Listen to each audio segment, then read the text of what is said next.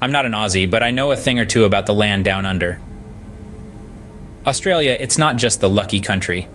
It's a wild ride of ancient civilizations, venomous creatures, and a whole lot of having a go you never know spirit.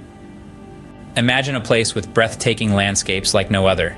It's the world's largest island, a giant mine of natural resources, and a continent that covers a whopping 7.5 million square kilometers.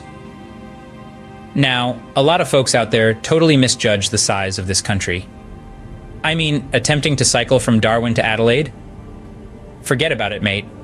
If you laid Australia over a map of Europe, one end of it would be over London, and the other end of it would be over Moscow. Now, let's rewind the clock a bit. A bit? Once upon a time, Australia was part of the ancient supercontinent called Gondwanaland. But around 30 million years ago, even before our ancestors learned to walk upright, the continent decided to break free and take a trip toward the tropics. Australia kicked into high gear, galloping north like it was on a mission. It moved about half the speed hair grows, and trust me, that is fast for a continent. As Australia made its way north, it underwent this epic transformation. New landscapes, new vibes, a whole new Australia. The geology here is unique. Australia is like the history book of Mother Earth weathered and worn landscapes. And because of this, evolution in Australia runs at a different pace, and unique animals have evolved here. For example, let's jump back to the prehistoric era, a time when giant marsupials roamed the outback, throwing the biggest marsupial bash you've ever seen. We're talking kangaroos the size of compact cars and wombats that could rival small tanks. So why were they so big? Well, that's a great question. Some say it's because there were fewer party crashers in Australia at the time. It's like the megafauna were living in a predator-free paradise, sipping on eucalyptus cocktails and enjoying life. Australia is still a zoo without fences. You've got your kangaroos, wombats, echidnas, emus, the rock stars of the animal kingdom. Australia is also home to the platypus, the only mammal that can lay eggs. I mean, who needs traditional childbirth when you can just lay an egg and call it a day? I could tell you so many things about this animal, but that's a story I'll leave for another day. Australia is also home to some of the world's deadliest creatures. We have the most venomous snakes, the most venomous spiders, the most venomous insects, and even the most venomous jellyfish.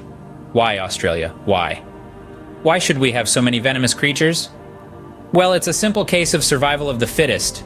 In a country where there's not a lot of nutrients, venom is a very efficient way of getting your food because you just strike once and wait for it to die and bam, dinner is served, saving you a heap of energy. But it's not all doom and gloom. Sure, we've got some real lethal characters down under, but most of them are just minding their own business. Take the huntsman, for instance, the huge hairy arachnid that's basically the Godzilla of spiders. Now, you might think they're plotting world domination, but truth be told, they're more afraid of you than you are of them. And Aussies love them because they eat flies, cockroaches, and sometimes grab a broom and start cleaning your house. Still, you can find thousands of videos online of tourists screaming and running in despair when they spot one. I am one of them. Oh my god, oh my god, oh my god, oh my god. Now, when the first Dutch explorers came, they thought this land was inhospitable to human settlement. But it was already home to the most ancient civilization who lived harmoniously on this hostile terrain. We're talking about the First Nations people, Aboriginal Australians who've been around for over 65,000 years.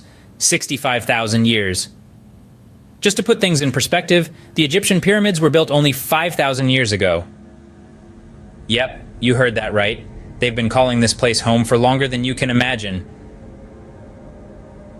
Aboriginal Australians are direct descendants of the first people to inhabit Australia, who left Africa around 72,000 years ago. They traveled tens of thousands of miles across land and sea just to claim Australia as their ultimate hangout spot.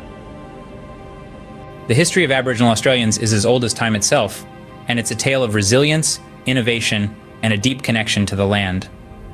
They are among the most specialized cultures on the planet. They developed wisdom and skills that allowed them to use their surroundings to the max.